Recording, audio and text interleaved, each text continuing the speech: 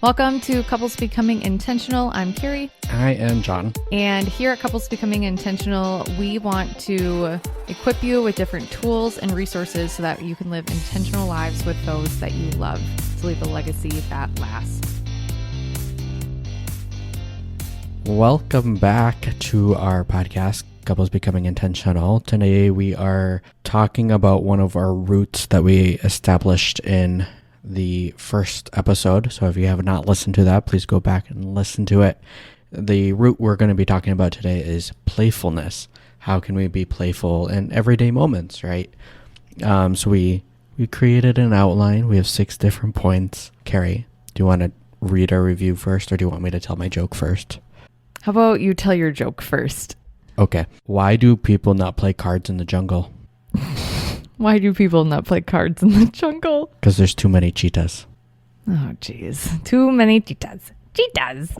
Cheetahs never prosper. Oh, gosh. Is that from a movie? It's from Lion King. Okay, that's what I thought. I just want to make sure. Okay, so before we dive into the 6 things that we have done or we currently do to remain playful in our life, here is a quick review from Aliki L. She says, marriage counseling in a podcast. Jonathan and Carrie are so authentic, and you can tell they are rooting for you to have an awesome marriage. Take a listen while you drive because they're a great topic here on things that I think all of us go through. Enjoy. Thank you, Aliki. You and I have chatted before, so I know Aliki personally, and thank you for giving us a great review on the podcast. So this is just a reminder to go ahead, subscribe to wherever you listen to podcasts, and then leave us a review. It helps us know what you're loving about the show. It does. It does. So let's dive in to these 6 different things. Why don't we'll take every other. You got odd numbers, I got even. So why don't you start us off with the first thing that we... Is it because I'm odd? Yes. I'm just going to say yes. All right. So number 1 being silliness. Just trying to find, embrace the inner child. You can be serious about something, or you could just change it up a little bit and be a little silly. So the other day I decided to put Finn's pants on his top and his shirt on the bottom because why not? Mm-hmm. Just to add a little bit of silliness. Even today, you hopped down to the floor in the kitchen really quickly and then crawled around the kitchen island to go ahead and scare Penny. And she thought it was the greatest thing in the world. And then we started playing hide and go seek, which is a very popular game in our house. Yes. So just us being able to embrace this inner child and just letting things go, releasing a little bit of seriousness and just being able to have just lightheartedness, again, silliness about life is something that we're thankful to be able to pass on to the kids. Right. I mean, you can be so serious. And I think corporate America has bred this into us that to have the job, to keep the job, to get to that next level is that you need to be serious. Mm-hmm. We should not parent or have relationships that are based off of corporate America because people are unique. People are more than willing to be silly with you. Mm-hmm. It's just it's finding those people that will embrace that. And I'm skipping to number 6. We'll talk about that in a future one. All right. I remember we had good friends of ours that told us this, is that they want their kids to say that we actually enjoyed parenting our kids.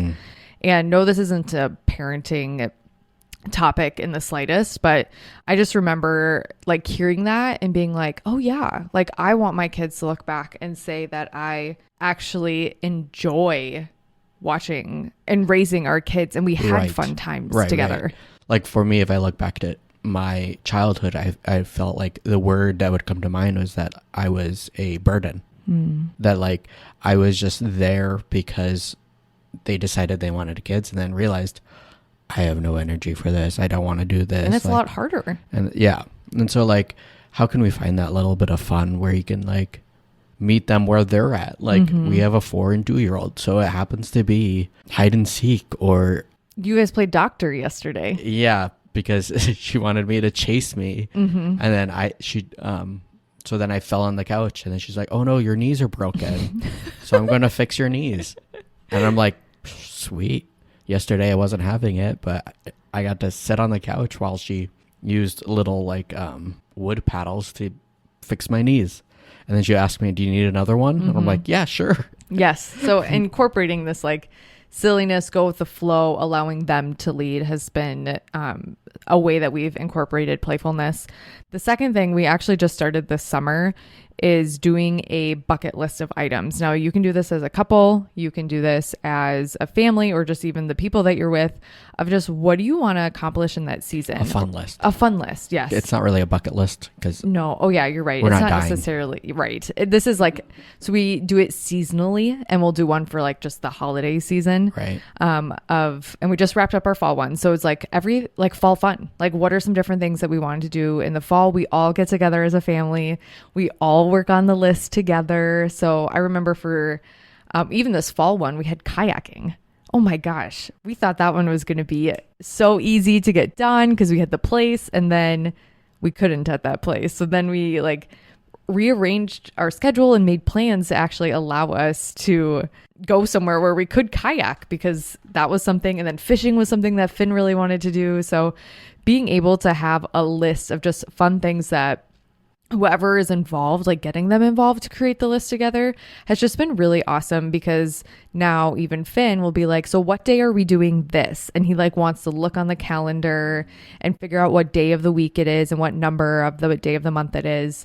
And we like put it on the calendar so that way we know that this is actually something that we're going to do, and it's going to be fun to be able to do. Yeah. I think like we've had a lot of fun with it. It also, like, for me, like, especially, like, I'm a homebody. I love to be staying at home because all my comforts are here. For me, like, it even has sparked, like, okay, like, when are we going to plan this out? So, like, planning a day to go to, like, corn maze was one of our things for our fall. So I'm like, okay, when are we going to do the corn maze? So, Finn, do you want to do it on this Saturday or this Saturday? And so it's like, it's become a family activity that we can all enjoy because we're like, oh, right. Like, and it would be things that we would never tried before. So like roast pumpkin seeds. Like, yes, we had never done that before. Yeah. But they turned out really great. Oh yeah. We all benefited from that. Yeah. Okay. Number 3. Laughing. I know it's cursive. Laughing. What? Coughing? No, not coughing. Laughing. Oh, yeah, I see that now. And you're like, obviously, like, if you want to have play, like, it will lead to laughter. And so, like, for us, it's like, especially kids of toddlers, they can have just like meltdowns, or they can have those periods of times where like, today I'm going to choose sadness for whatever reason, of just like, today all day will be like, I'll cry for whatever reason, no matter what reason. And so like, first, we want to like validate like where they are, because like, okay, emotions matter. Being 4 is difficult because that's all you know. And so like, okay, emotions matter. They're showing us that like there is something that's not going well in their inner world. And that's how we can, understand what's going on with them, because they can't quite use their words to define it. And so then we validate that, but then also we can take that, let's reframe the situation. And how can we turn this crying into laughter? Because if they're laughing, they're having a better time. They're going to enjoy the day rather than stick to that like crying. And we found that like, even if it gets down to like, let me tickle you. Yes. Or let me scare you real quick, because they're like, think it's the funniest thing. Or like, let's do roller coaster, which is like a thing that Finn really enjoyed. And then it helps like rewire their brain almost to say like, oh, right, I don't need to keep choosing sadness, or I don't need to keep choosing the sassiness or this even disobedience, because like my parents do want to be around me. And if I keep choosing like sassiness or disobedience, that'll lead to time away from my parents. So if we can reframe it, rather than like putting them in their room, we can still be around them and like be present with them and have fun and playful. And so try to make them laugh. Yes. So asking the Google to tell jokes has been like a really big one. So John's getting a bunch of dad jokes Yes. from there, and just like being able to turn the situation around, like John said, validating emotions and meeting them where they're at, and then being able to walk through that and work through it. Being able to add in the laughing component is definitely huge. Number 4 is dance parties. This is definitely for me. This is a Carrie thing. This is a me thing. And we added like playfulness. So I just remember, I think it was a couple Saturdays ago, we like had worship music on. The kids like have specific songs that they've learned from their vacation Bible school, and they like want to do them and do the actions. And I just remember having that on and making breakfast for them, and just like everyone's moods being lifted. And everyone, and like mornings are rough for a couple, maybe both of our kids, but like just sometimes mornings can be a little rough. And being able to like have this environment where they were having fun, we were dancing around, we were praising Jesus, and just being able to do this was so great. And then the flip side of that is when tensions are running high, or like I'm feeling overwhelmed, or I'm feeling stressed, or I'm feeling anxious, being able to turn on music to just like ease tensions and be able to bring back fun has been really important. Like car rides specifically, like if we try, I personally try not to turn on the music until like a last case scenario resort, unless like I'm intentional about it. However, there are times like in those moments, I'm like, okay, instead of a show, because I don't like watching shows in the car. Let's find music first to be able to like, we're singing to Disney songs and we're getting excited and we're trying to see who can name it first and like see where it's from and all these things to be able to change our moods. Just being able to have a different input, I feel like has been extremely helpful, and, you know, just incorporating some different music to switch things up a little bit, and then, you know, the fun dance parties too. Right. And I think it's also teaching them a good skill of like listening, of like using their ears to be auditory learners and not just visual. Or like if you overuse like visual stimulation or to watch shows, like they're only learning one way of learning. And so like if we want them to be well adapted adults when they're 18, who love Jesus, who love who are like great humans, as anything like any parent would hope for, like let's like incorporate things that like are useful for the rest of their lives. And I think also like just learning different ways that we can learn. Okay, and number 5 is the spontaneous yes. This is more so for Carrie and I, because yes, this 100% is for you and I. Because saying no is like a majority of the things we say to our kids. Yes. Because they often will ask for like random things or things that are not appropriate in that time. And so if we can just say like, you know what, let's do it. Let's let them like do what they actually want to do. And so I think for me yesterday was that like Finn rarely gets a treat when it's not after a meal. Right. And so Finn woke up from got up from rest time because it's not doing nap time. And he asked me for like, can I have a treat? I'm like, sure. Right. Like, why not? And he's like, he was so happy. That was the first thing he told mom when she got home from work was that like, I got 2 treats today. Yeah.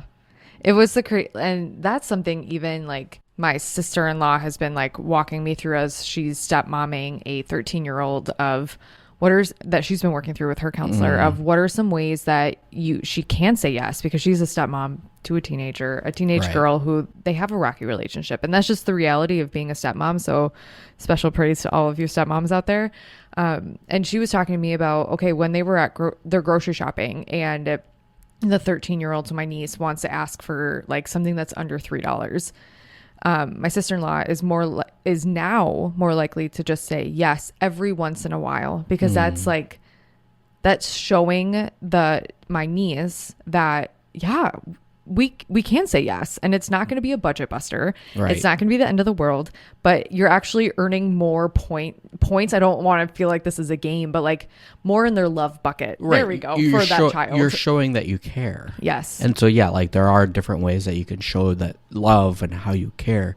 And if like gifts is one of those things for kids, because you can never know, especially for kids, like what their love language is. So if you can say like yes to like, let's play a game together, or let's buy this a dollar item, like you're showing that like, oh yeah, I do care what you want. Mm-hmm. So like part of me is like wants to go just spontaneous, like we've done this in the past where like we just like spontaneously go to McDonald's because Finn loves McDonald's. Or if it's reading Pinkalicious for the 1,000th time this week. Yeah. That's where we're at right now, is reading the same book over and over again. Or reading Moana every single time she wakes up in the morning. Yes. And also the piggy book. What is it? This Little Piggy. This Little Piggy. Yes. It's literally This Little Piggy went to the market. So if you're thinking about this, like even with your spouse, maybe like I remember when John and I were first dating, there'd be times like I love going out to eat. And John would sometimes say no because, you know, budgets and reality in life.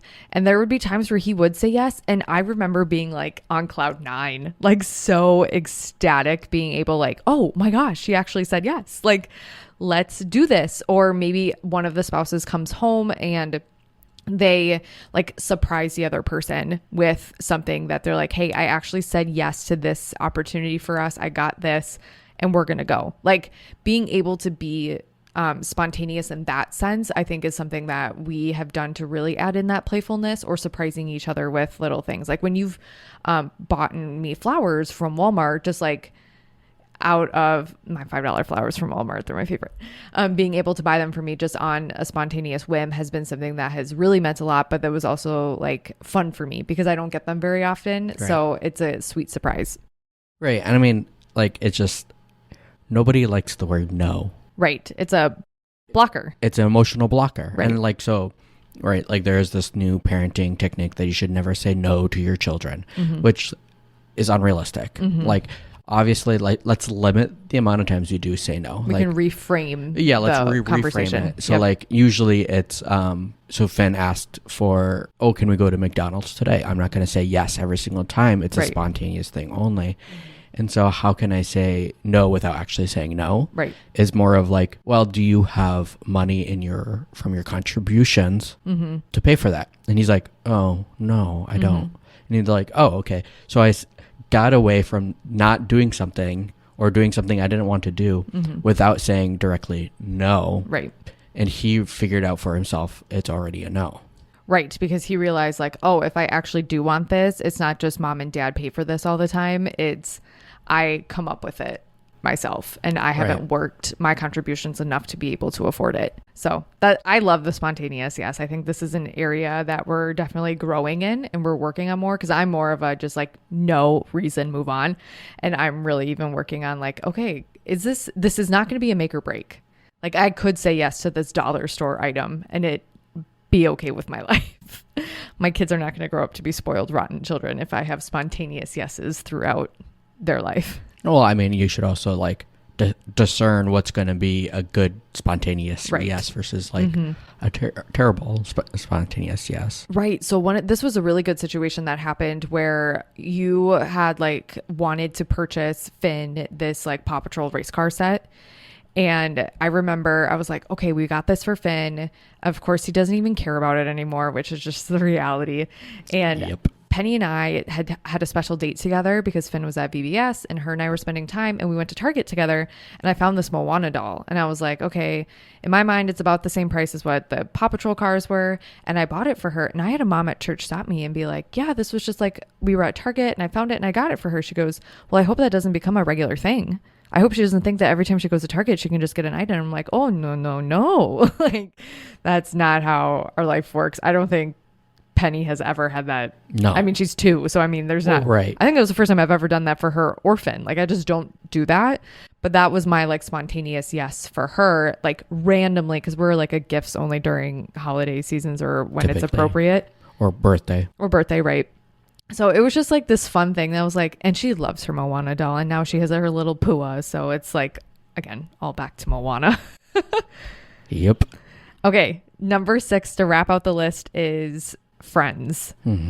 So do you want to talk a little bit more about this one? Yeah, sure. I think, we can be playful with our kids. We can be playful with our spouses, but like, what's the point? What's the purpose, right? If you're not going to invite others into it. And so like for us, this looks like finding another couple, another family in our church who like we can do life with, or just to do a spontaneous like dinner with. And usually it ends with like we'll do dinner when they first come, and then we'll play board games or a card game, because like our family loves board games and card games. And so like let's invite that, like find another family and invite them into that, because you know what, we're going to probably be doing that anyway.